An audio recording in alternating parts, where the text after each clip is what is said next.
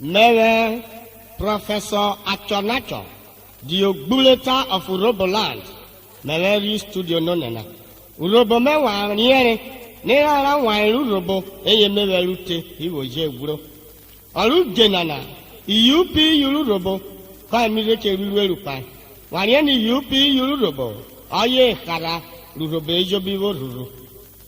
Alo flaju dumia pine rigbe chasa swinera, ya chasa ri yushure wa tweba.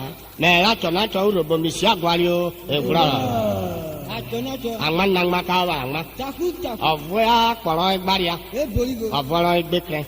I am Professor Achonacho, the Ogbuleta of URHOBO land. I am not a trivial entertainer, frolicking in aimless inanities of the popular gallery. I will therefore not descend into the putrid pool of the uninformed and will remain resistant to the captive corral of ignorance. This conforms with the universal aphorism which says that we must search for a relevant mechanism for managing pluralism. I am going to take a mental excursion into the historical formation and development of URHOBO Progress Union. Achonacho movie yo, Misiagwario,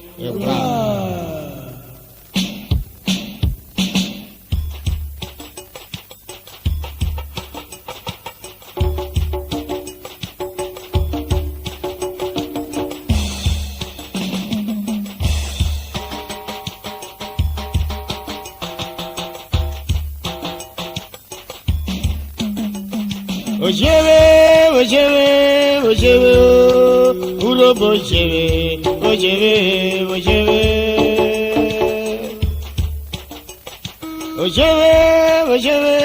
ojewe, URHOBO ojewe, EUP ojewe now, EUP ojewe now,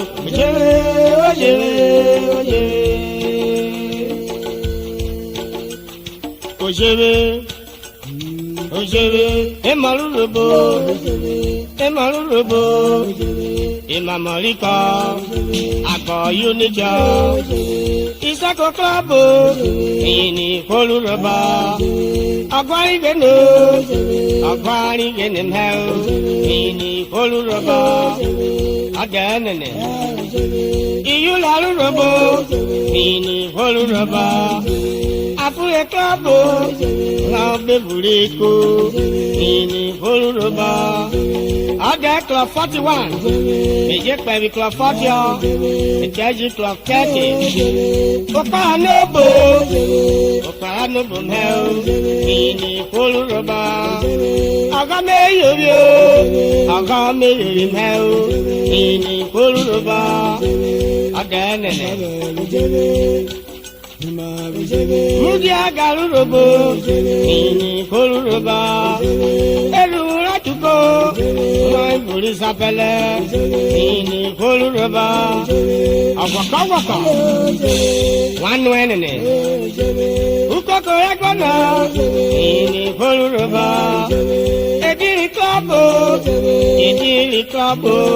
Ini Koluroba, Mama Klabo, my bully warrior, Ini Koluroba, Ejakoyo, my bully bini, Ini Koluroba, Awaka, Kodel in Achamemo, a year and a Maggie, my uncle, a wound of a couple, Ini Koluroba, PTD, Petroleum Tanker Driver.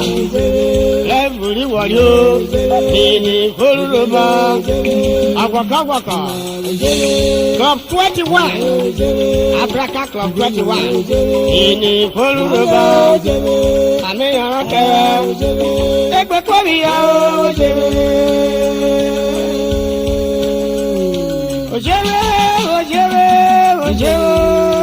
URHOBO Ojewe,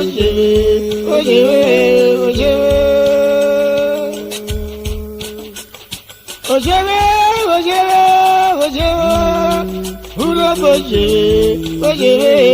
EUP ojewe now,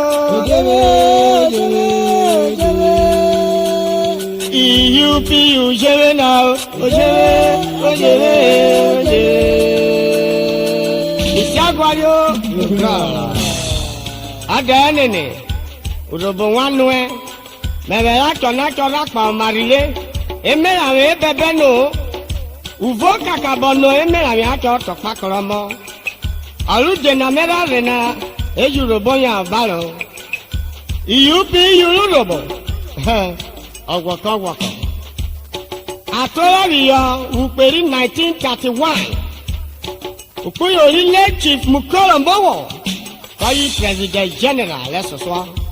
Ade Mukolomowo. Wako biruolo ya.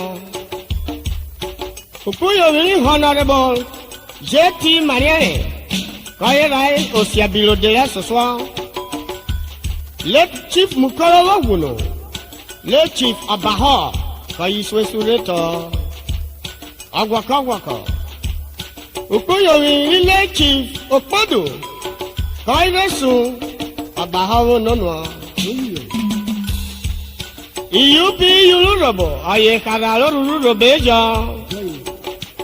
Okpodo wasunu odere ti le Chief T.E.A. Salube akabalode. Ana ide kula ne takoteri minyo. Ore okpobolo nure.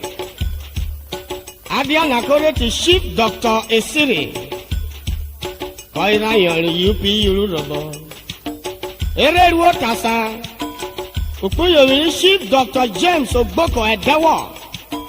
The Oloku of Eku, Obaisi of URHOBO.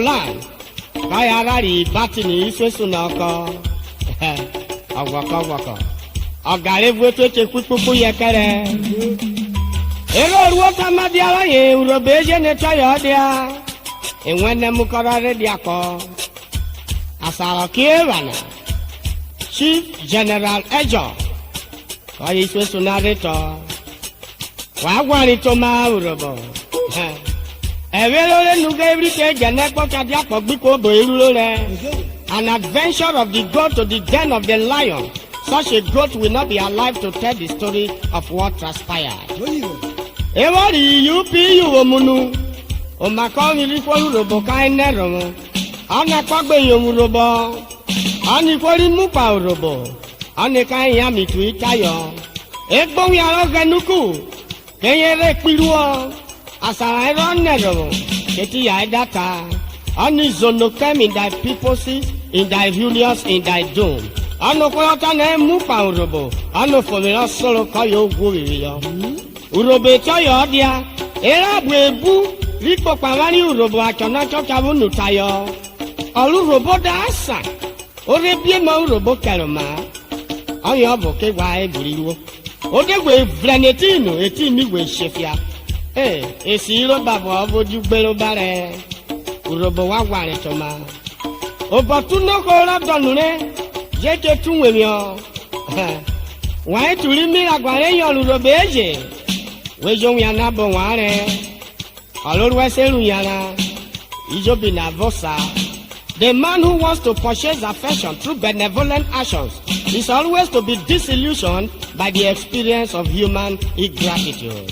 Ikwoge nukuko etani phonogrammi that communicate. Urobo anokoko gbe nyokwo. Agbetevu kiwirigere. Ikwoge nuku ni no furious in thy furo. Etokwele. Je eworwe tiona. Emaru robe adaba itoma. Eroma vuoko. Adiaro ko de na wa na mi vuono ko ke sheti oto. Asana mero ma shefia. Ame jolu robo no ore were fakoye wiyo. Ikola genuku ni for die wrong. Ani rume mubuno. Koma veke rona wa urobo. Wa urobo wa gware toma. Ivi peko. Meka ya baru iru ino no. Alore te tiana. Akpine ribe phase 2. Agwari obolola. Rawa ke na akpine evuri shosho. Owi arobolo rusi neri shoshi koyo jela. Agwako. Achonacho ke muri yo. Meya barwa misi agwario ewura. Jesus died for us. Jesus died for us. And he rose from the dead. Jesus died for us, and he rose from the dead. Jesus died for us. Jesus died for us, and he rose from the dead. Jesus died for us, and he rose from the dead. Akpineri gbejo munevia, ko peri sokoro kidi akere kono ni je yo tori dead and rose. Okona kovere no guru ode venushi. Awavu bolo riri uge, akpineri gbede ke munevia re, ekwa kwari gbeda kwarwo bara, oda karowi yo we fari gbe uri oke, oda kero ni shoshe eva, ururi gbe ko yo munevia, akpine ko munevia. E opoju Yesu wu kaware wo de jibrenushi e opoju Kasi wu kaware wo de jibrenushi e opoju Ama gane wu kaware wo de jibrenushi e opoju Ujeyo e opoju Apine e opoju Ora swale e opoju Ifevu ekojo, emorogene ekojo, ubiesha ekojo, agwibere ako ekojo. Jesu ku kaware ode jibenushi ekojo. Amorogene ku kaware ode jibenushi ekojo. Ujeyo ekojo, apine ekojo, ara swale ekojo. Ituri fuevo ekojo, emorogene ekojo, ubiesha ekojo, agwibere ako ekojo. Jesus died for us, Jesus died for us, and he rose from the dead. Jesus died for us, and he rose from the dead. Ekiayadia, Anuro Fefe, Achonacho, Liuvenana Wakpemi Double Chief Godwin Ememu, the Sena of Agbaro Kingdom, the Managing Director Rigom Services Limited, Olorogu of Agbara Kingdom. Mejere Liuvenana Wakarionure Rokobo Onure, late Mrs. Inyayi Ememu, ni Ejemudia of Orokoko of Agbara, Achonacho Kwawe. Mejere Liuvenana Wakpemi Chief and Chief Mrs. Agbonifo JP, the Uruko Organe of Ogo, the Managing Director Joma Frozen Foods Limited, Achonacho Kwawe. Achonacho Kanya Baro, the Major Karukuyo Chief Humphrey Idisi, the Managing Director Lone Star Nigeria Limited, Port Harcourt. Even we know then already, in Biagua, Achonacho, Ekasako, Chief Happy Ekoji Koko, Vupuyo Loni of Chief Obike Ekoji Koko, Wako Biro Temo, Avari to Tarugo, or Radio Ware Tamane, Yavario, with the URHOBO orators. Realize for our own chagrin that while our counterparts abroad are swimming in an ocean of inexplicable opportunities and wealth, we are here languishing and wallowing in shit penury. But rather than allow ourselves dribble a state of near despair, we have resolved, ladies and gentlemen, to face the situation with malike fortitude and philosophic equanimity. Mr. Aguayo, it's all the Irish and American Barrow. Ukuyo iri principal aye oni school bo edochobo imotoro ide mumede ko belo ma ani kidi ekeru the mechanic for wine yakara mechanic teti corner madam, what is your problem my car the mechanic iri bonnet moto go kerera ko to lakade labo very moto the principal aye ni wo moto kola dera no ko mu work mechanic bako yoniru onwoto obugasa roke biera wona we every moto mechanic konyari ani moto ofukori mutisi karaye karo we mechanic e kobe idiot imbecile a good a yahoo nefarious idiot will you get out of my sight hey our bob you put your mechanic orevule ofukori mu mechanic madam die isowu bekwede kiye yusi wona o pebe won yo nori I wo mu we bob here na you want to measure your local measure talk. You are a radiator, an engine oil like you. You are a gearbox, a windscreen, a spanner, a screwdriver. Monsieur Aguayo, a brother. As our Kerana, Agbabu Polora, URHOBO Yabaro.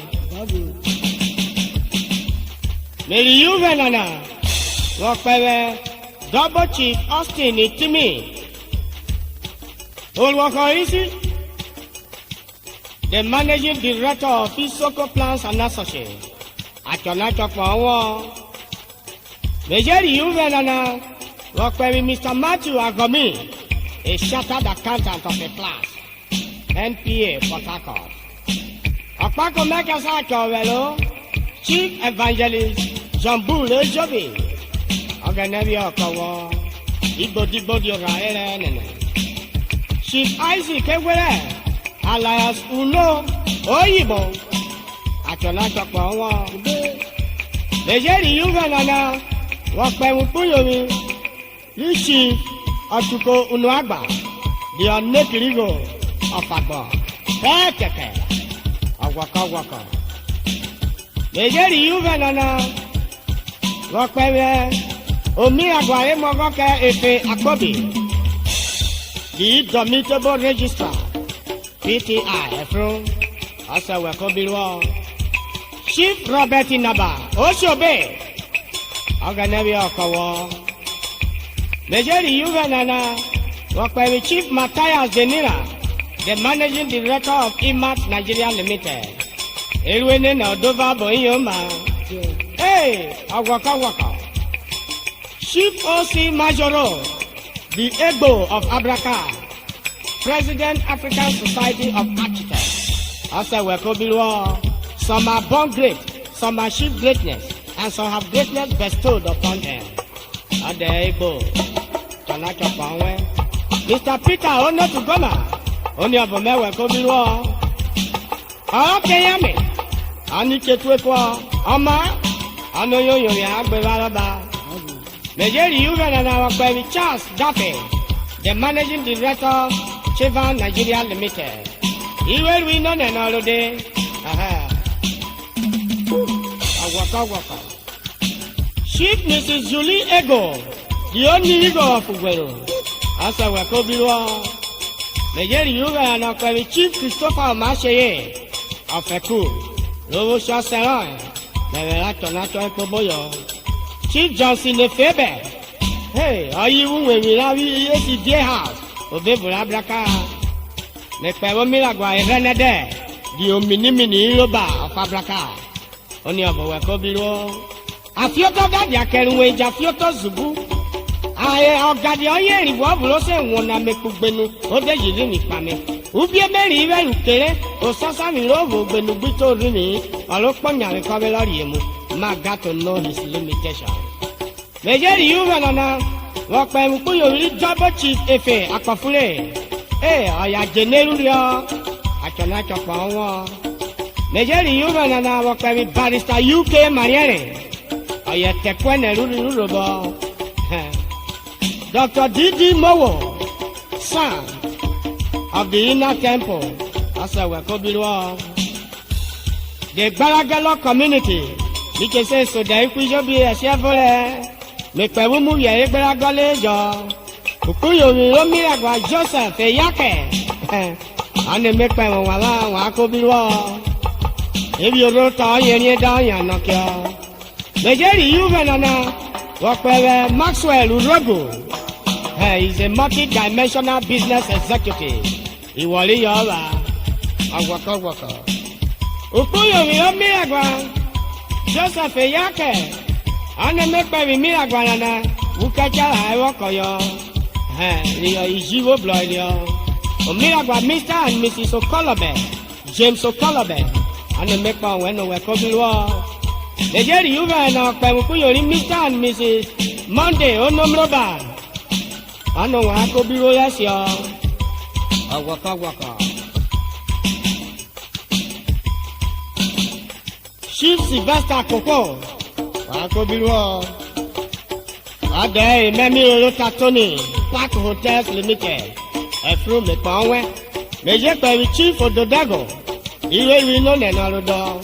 Ade Julius Afe. Akanya Balu Iwelu Nana. Asa hoteli na eke kwa viviyo. Era ya Balu. Mera Achonacho Peru Bezo. Eje Pera Yemo. Mrs. Ruth Ayevogo Kejera. Achonacho Urobo Siagwario. Ewa. Ejeri yuwe nana, wakpewe Isaac Kodibo, ayoni avobo me, mejepewe Chief Mrs. Antodo, ayiswi yula urobeje, megala ge jopa Chief Awala Inome, wakpewe Jinia Oki, wakobiwo urobo westwelo, yala kwewe kuyomili Chief Mrs. Dele Unwagba, oni ame wakobiwo misiagwari o,